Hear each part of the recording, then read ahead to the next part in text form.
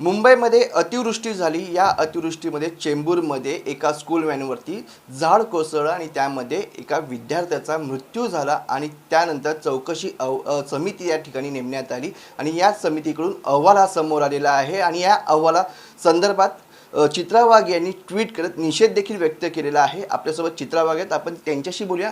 ताई, जो अहवाल समोर आलेला आहे त्या विरोधात तुम्ही निषेध व्यक्त केलेला आहे, काय सांगा? बघा, मी एक पॉलिटिकल कार्यकर्त्यासोबत मी एक आई पण आहे आणि ज्या पद्धतीने त्या बाळाला जाऊन 15 दिवस नाही झाले, तुम्ही त्यांच्या मारेकऱ्यांना क्लीन चिट देऊन टाकली। तो मुलगा शाळेत जात होता ही त्याची चूक होती, त्याचे आई वडील त्याला शाळेत पाठवत होते ही त्याची चूक होती आणि त्या ठिकाणी एका बाळाचा दुर्दैवी असा मृत्यू झाला आणि आज त्या 2 कॉन्ट्रॅक्टरला एकाला 5 लाख एकाला 2 लाख रुपये देऊन तुम्ही ती संपवूनच टाकली केस।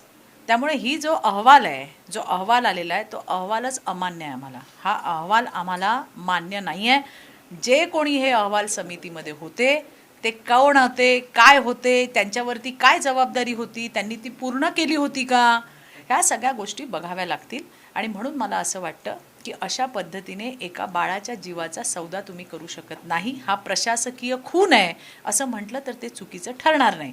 म्हणून मला आयुक्त मॅडमना सांगायचं, अतिशय हुशार, कर्तबगार, कर्तव्यदक्ष अशा आपल्या म्युनिसिपल कॉर्पोरेशनच्या ज्या आयुक्त मॅडम आहेत आणि त्यांच्या कर्तृत्वाबद्दल माझ्या मनात जराही शंका नाही आहे। पण मला हे नक्की सांगायचं आहे की त्यांनी आयुक्ताच्या चष्म्यासोबतच आईचा चष्म्यातून बघणं सुद्धा गरजेचं आहे। ज्या पद्धतीने या मारेकऱ्यांना क्लीन चिट दिली आहे ती अमान्य आहे आणि त्यामुळे या दोघांवरती किंवा जे कोणी असतील त्या सगळ्यांवरती सदोष मनुष्यवधाचा गुन्हा दाखल झाला पाहिजे। पण जो अहवाल आता समितीकडून आलेला आहे, दबावपोटी हा अहवाल आलेला दिसून येतो आपल्याला। मला माहिती नाही BMCच्या या सगळ्या कामांमध्ये आम्ही कधीच त्या ठिकाणी बघत नाही, परंतु आज एका बाळाचा जीव गेलाय त्या दिवशी अख्खी मुंबई हळहळली। हो, अख्खी मुंबई हळहळली। असं कोण नसेल घरातलं की ज्याला जीव तुटला नसेल आणि त्या ठिकाणी अशा पद्धतीने 15 दिवस नाही झाले तर तुम्ही क्लीन चिट देऊन टाकली। एवढी घाई आहे? असे किती इन्क्वायऱ्या तुमच्या पेंडिंग पडलेल्या असतील, पण एका बाळाच्या जीवाचा सौदा 7 लाखामध्ये झाला आणि ते आम्हाला मान्य नाही आहे। आणि म्हणून आमची मागणी आहे की पुन्हा एकदा हा अहवाल आम्हाला मान्य नाही आहे। या दोघांवरती किंवा जे कोणी याच्यामध्ये असतील याची सखोल चौकशी झाली पाहिजे, निष्पक्षपणे चौकशी झाली पाहिजे। ज्यांच्यावरती ऑलरेडी ॲलिगेशन आहेत अशी लोक या समितीमध्ये नको, ज्यांनी आदेश देऊन सुद्धा काम केलेलं नाही असे लोक त्या समितीमध्ये नको।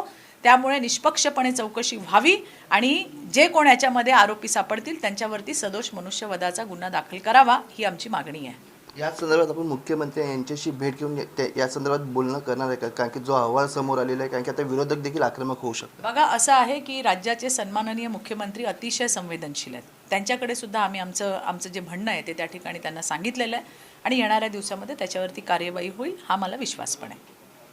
येत्या दिवसात त्याच्यावरती कारवाई होईल असा विश्वास या ठिकाणी चित्रा वाघ यांनी व्यक्त केलेला आहे। व्हिडिओ जर्नलिस्ट राजेशसह मनोज जायकर, जय महाराष्ट्र, मुंबई।